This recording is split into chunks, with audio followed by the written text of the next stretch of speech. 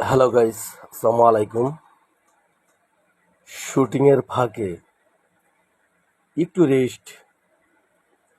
আজ প্রচণ্ড রোদ উঠছে,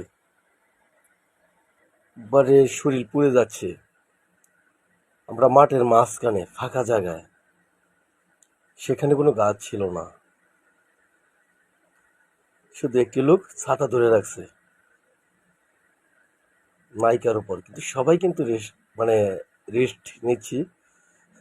কেউ ছাতা ধরে, কেউ বোর্ড ধরে, কেউ শুধু একা একা দাঁড়িয়ে আছে। কি রোদ রে বাবা, প্রচণ্ড। আর হাসিম ভাই যে বসাটা দিছে, হিরো কাজিমের বসাটাও অসাধারণ। বাহ! নায়িকা ছাতা তলে বইসা খুব সুন্দর ডায়লগ করতেছে। যাক, ভালোই লাগতেছে। যদিও রোদ, প্রচণ্ড রোদ, এই রোদের মধ্যে আমরা রেস্ট নিচ্ছি।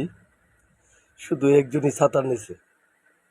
আর এদিকে দেখা যাচ্ছে কচুরি ফুল, এত সুন্দর করে ফুটে আছে।